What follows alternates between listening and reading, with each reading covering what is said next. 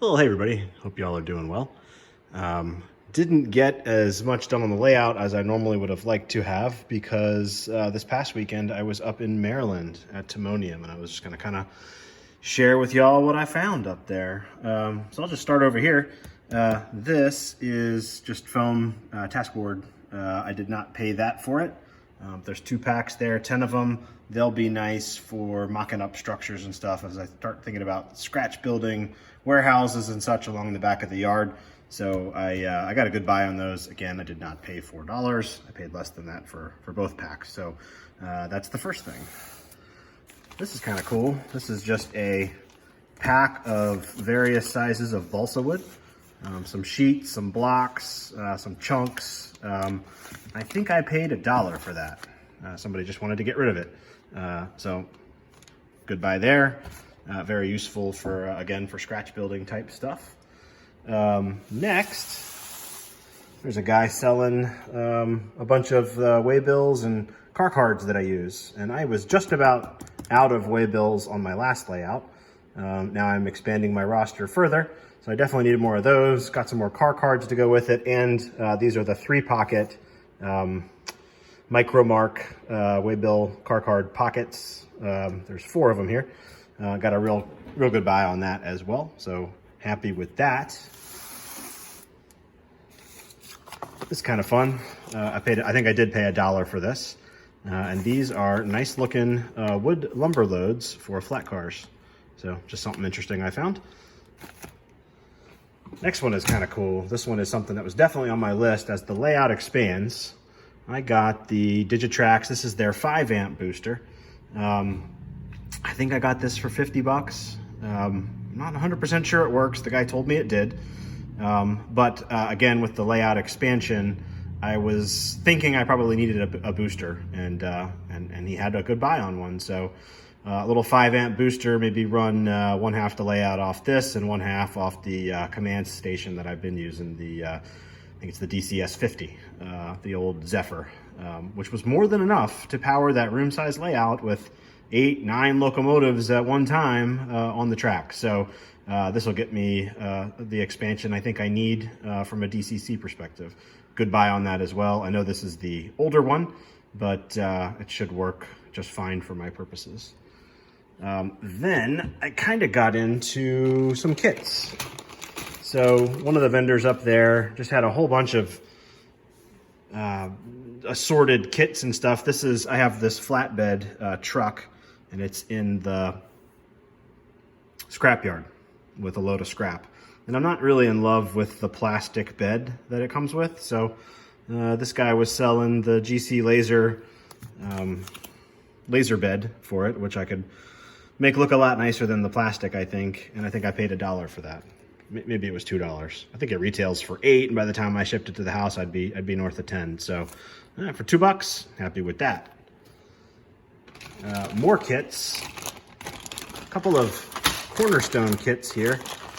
They were just in a baggie, and these are, I looked through them. The instructions are there, and the sides. I may not build them as per the kits, but these nice plastic warehouse walls is really what I was after. But this is a whole, I should have opened it up and looked. I can't remember exactly which kit this is. It's a Cornerstone kit, very common. I think I paid $10 for that. So happy with that. As I was rummaging through that same vendor's, actually it was a different vendor, a whole bunch of little DPM parts and kits and stuff. They all have very inexpensive prices on them, and I didn't pay what those are. I threw a whole bunch of stuff on the table, knocked about 25% off of it, and asked him that, but and he took it. But got a little vent, building front, industrial tank. Again, I didn't pay $2 for that, maybe $1 or so, and a couple more brick building sides. I think I offered, I don't know, $10, $15 for all of this. And these are complete kits. I actually already have bits and pieces of this one on the layout, but I'll do a different configuration with it. I make flats out of this stuff. So yeah, felt like those were good buys as well. Got myself some rail joiners, need that for the layout expansion.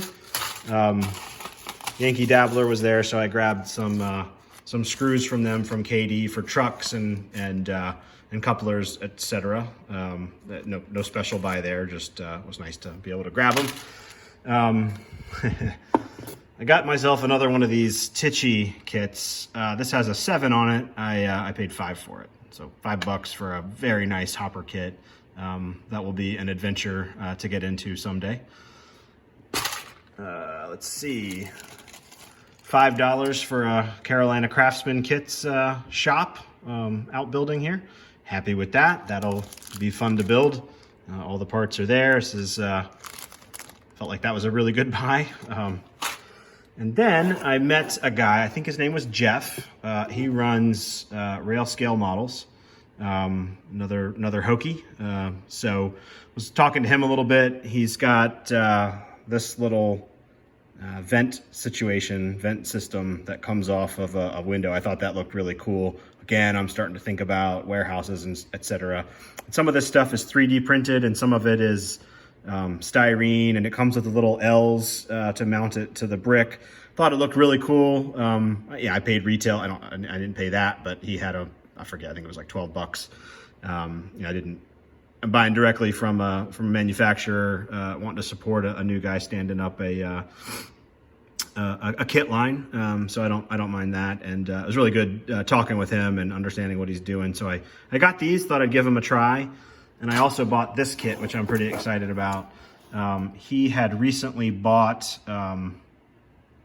Railway Design Associates, and this was, I think, one of their kits. This is a plastic kit, and again, I don't think I paid $27.50. I think it was $22 or $23 at the show. But this has a bunch of really cool parts. I won't build it in this, square configuration. I'll take the sides and make a flat out of it. But happy to get my hands on this. It's a nice little kit.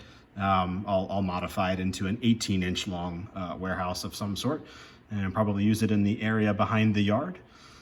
So happy to get my hands on that and meet Jeff. Looking forward to seeing what else he comes up with. He's got some really nice, look like laser cut wood structures as well. This particular one happened to be plastic.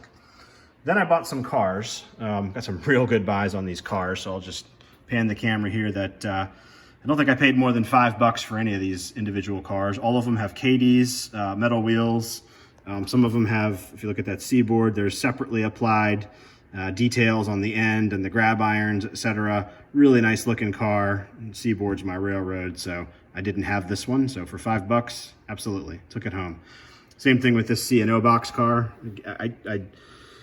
They had a whole bunch of stuff out, and if you got there early enough and dug through well, amidst all the printed on, molded on stuff, there was some pretty nice stuff in there. So I don't know who makes either of these cars, but I was pretty happy with both of them. And a different vendor was selling hopper cars, and I do have a power plant on the layout, so picked up a couple C&O hoppers. I'm not sure if I already have either of them. If I do, I will probably just renumber them. But again, metal wheels, knuckler couplers, happy with that. And I believe, I don't remember what I paid for this either, but this is a red Caboose Seaboard Airline box car. I may have this one, but it's a really nice car. It was very cheap, and if I have to renumber it, so be it. So I picked that up as well. And then I think the last thing I got, I needed some new tweezers, some new forceps with a nice sharp point. So I think they were, I don't know, $2 or something. But Timonium was a heck of a show. I got a decent little haul here. All, very good prices on just about everything, except for the stuff I bought new, which not bad prices, just, not discounted either. So that was a really fun show. It was really well attended. I went up with another gentleman from Richmond, and he's been going to it for a long time. Said it was one of the better attended shows he's been to in years. So that was cool to see. There was a lot of vendors, a lot of cool layouts. Bumped into Ray Babel, who lives, I think he lives in Baltimore up there. So bumped into him. Good to see him and chat, and just to talk to a lot of these vendors, especially the guys. Some of these guys are just doing estate sale stuff, which is fine. I love to go dig through their stuff.